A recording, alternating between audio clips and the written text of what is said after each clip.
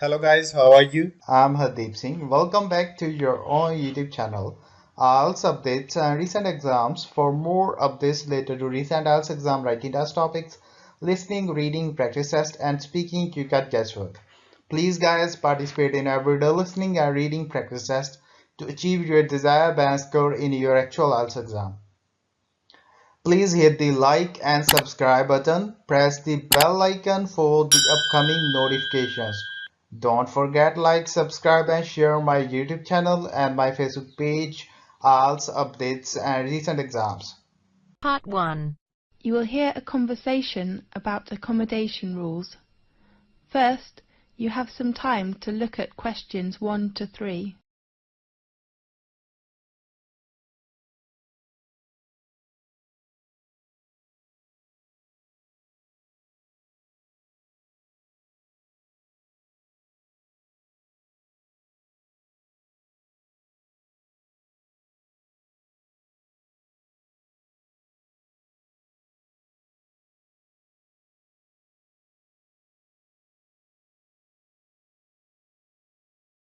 Listen carefully and answer questions 1 to 3. Good morning, everyone. I'm your accommodation advisor. Well, firstly, welcome to Thomas House, which is one of the most popular accommodations in our university. I will give you an introduction about the house and answer your questions. As you know, the building was constructed in the middle of the 18th century and was used by the family of Thomas. That's, of course, how the house and university got its name. We repaired it and added some new and modern facilities last year. Excuse me, advisor. Yes? What kind of facilities are there in Thomas House? There are 3 floors.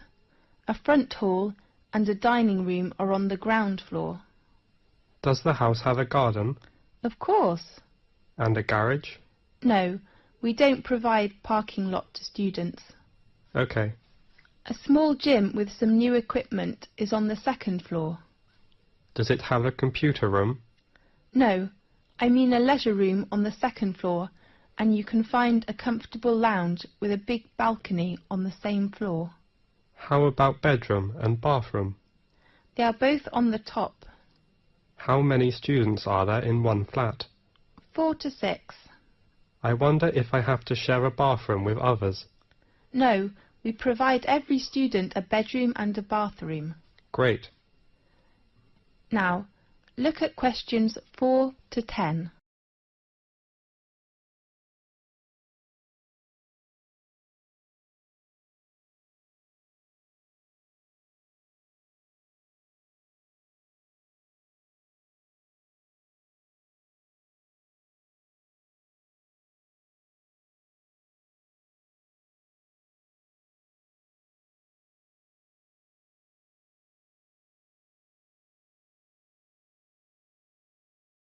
Now listen carefully and answer questions 4 to 10. There are some rules in Thomas House. Firstly, smoking is not allowed in both your bedroom and the bathroom. Does the house have a smoking section? No, you can smoke on the balcony or outside the house. Advisor, is there a laundry in the house? Of course, laundry room is located on the right corner of the 2nd floor. Sure. But please do not use it after 11 o'clock. Is it free to us? In fact, you don't need to pay any bills which are included in your accommodation fee, but you have to pay laundry fee. How much? We offer 2 coin-operated washing machines. The large one is £2.50 and the small one is £1.60. If the lounge has a time restriction? Definitely. We ask all students to keep quiet and do not make noise after 11 o'clock. We know there is a backyard in the house. Yes. If we can park our car there? No, we do not allow parking in our yard. Okay. Could we invite some friends to hold a party in the garden or lounge? We only allow party on weekends. Fine. The last rule is to pay attention to the opening time of the front hall. The door is locked at 11 p.m. and opened again at 6 a.m. in the next morning. Remember to take the front door key when you go out early or come back late. How could we get the front door key? You can go to Residence Office building and get your key in room 101. Sure. Well, any questions? That is the end of part 1. You now have half a minute to check your answers.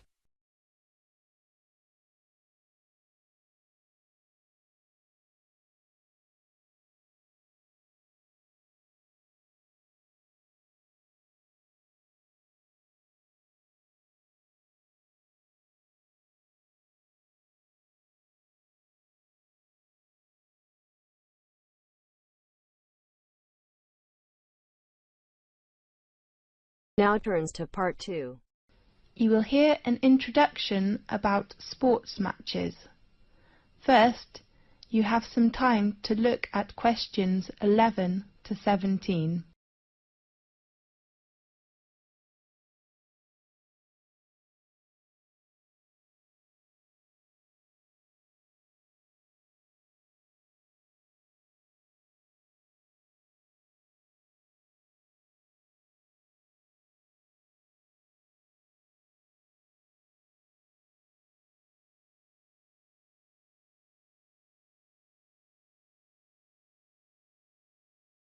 Now listen carefully and answer questions 11 to 17.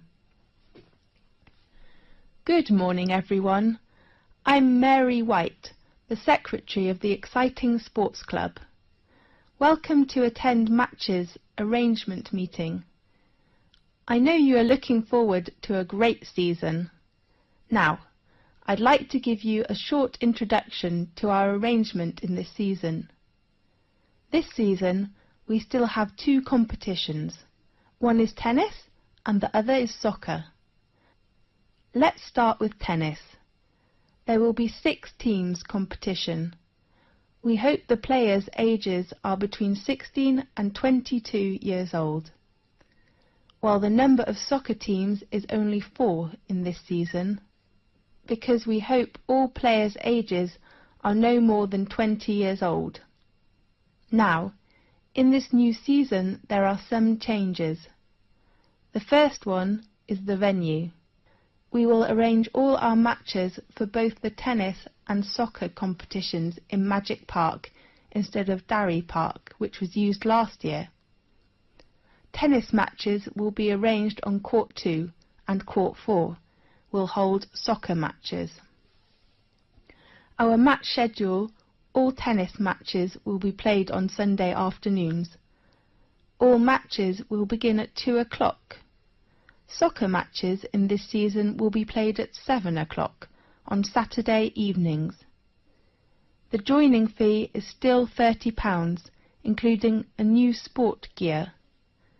We still offer a week of training session before formal match for our new players. There are 2 training sessions at 3 p.m. to 5 p.m. on next Friday and Saturday afternoon. The fee is only £12. Now, I'd like to introduce the coach of each training session, George Hanson, who has been supervised the tennis teams for over 4 years, will still be coach this season. While we will invite a good soccer coach who has enough patience and professional skills to work as this season's soccer coach. His name is Paul Batt. Now, look at questions 18 to 20.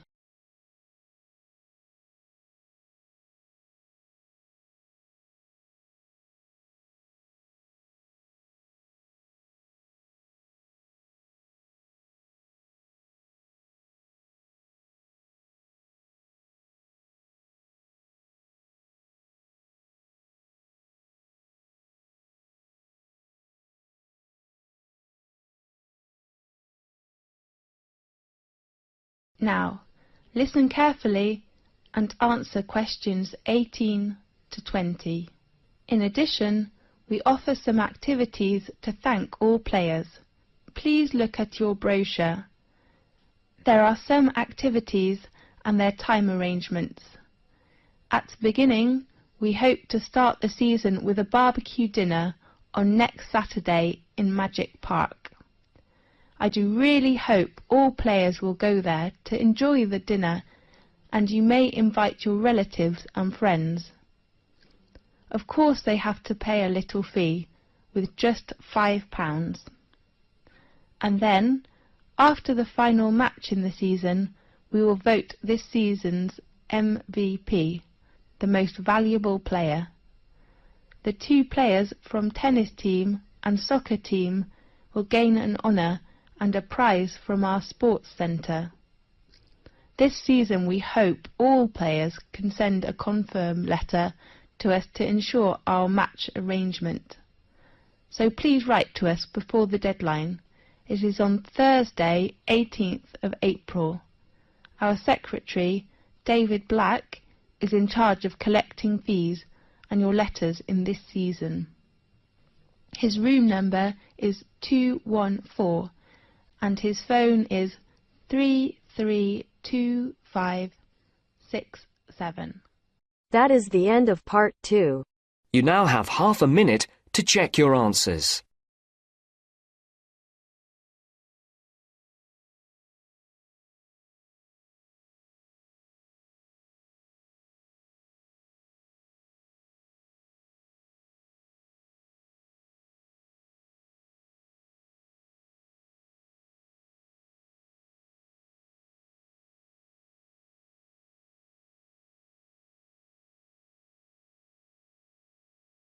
Now turns to part 3.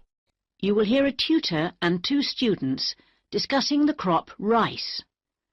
First, you have some time to look at questions 21 to 24.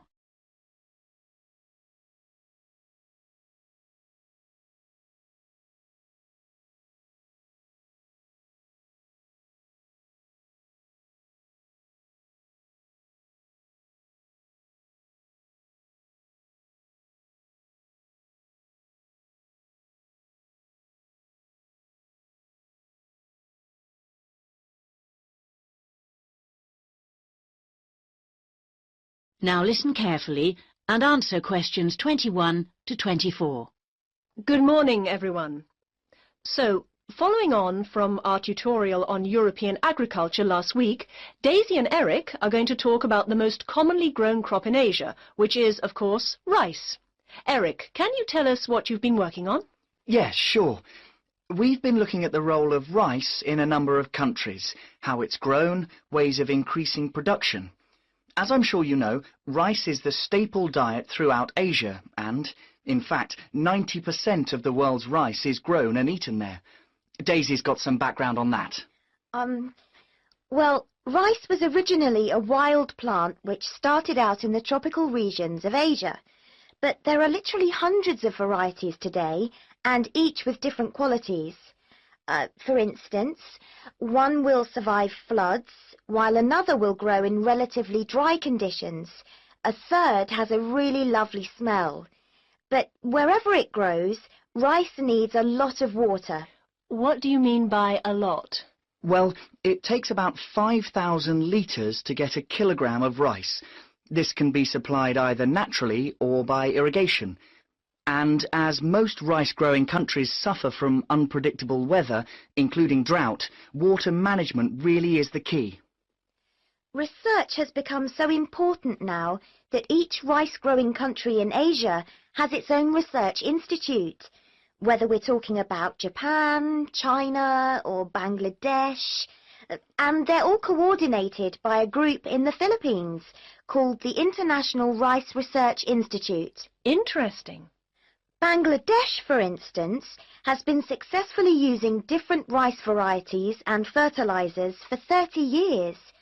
But because it's such a flat delta country, it's very difficult for the water to drain away after the monsoon season. So they need to find special rice crops that can survive the floods. And with global warming, the situation is more urgent than ever. Before you hear the rest of the discussion, you have some time to look at questions 25 to 30.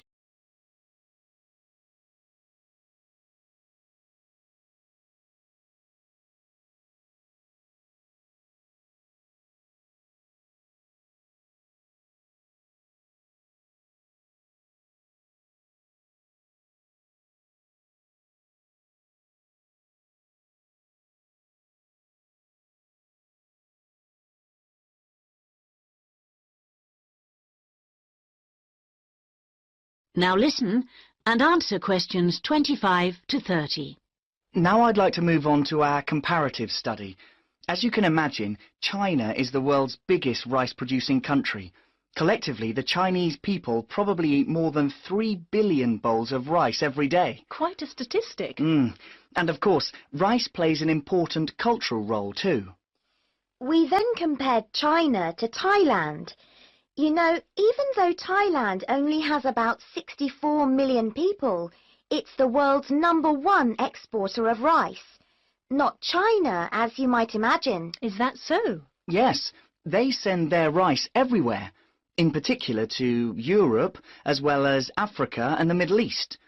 Apparently, the fact that jasmine rice is growing in popularity is one reason why Thailand's rice export industry is doing so well. People want something a bit different. And of course, Thailand is well suited to rice growing. Good climatic conditions and lots of fresh water. Going back to China for a minute, we should mention that at the Rice Research Institute in Huangzhou, they're working on ways of improving rice yields using less water. By yields, you mean the amount they can grow? Yes, they're trying to find ways to get more rice from less land, improve the taste, but also have other things in it besides carbohydrates, so that it's healthier, better for you. Good idea, considering it's the staple food. And then you've got Japan, which is totally self-sufficient when it comes to rice. This is basically because they have a high tariff on imported rice, so everyone buys the homegrown product, and they don't export much. Yes, but you know, even though rice is a kind of sacred crop there, consumption is only half what it was in the 1960s. This trend isn't evident in Thailand or China. Interesting that you mentioned how rice is almost sacred in Japan, because I believe in Thailand it also plays an important cultural role. Absolutely. They have the royal ploughing ceremony every year, which the king always attends, and he actually scatters a new stock of seed to the farmers, who pour into Bangkok for the event. What about the global interest in organic farming?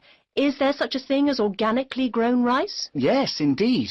And the Japanese are getting quite a taste for it, apparently. There's an experimental farm near the city of Akita in the Japanese rice belt, famous for its sake, by the way, which has pioneered organic rice production, and now it's sold all across the country.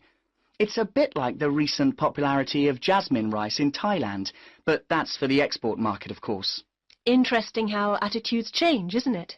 That is the end of part 3. You now have half a minute to check your answers.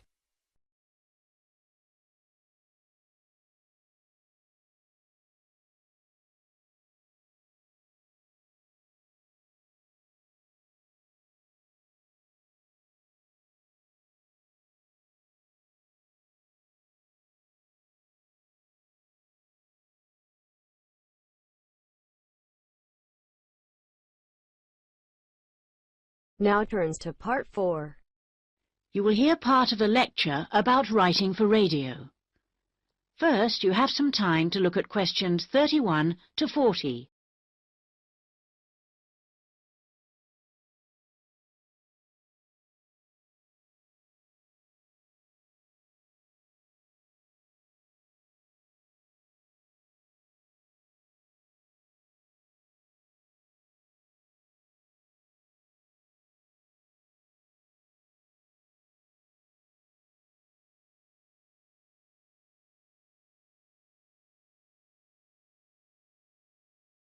Now listen carefully and answer questions 31 to 40.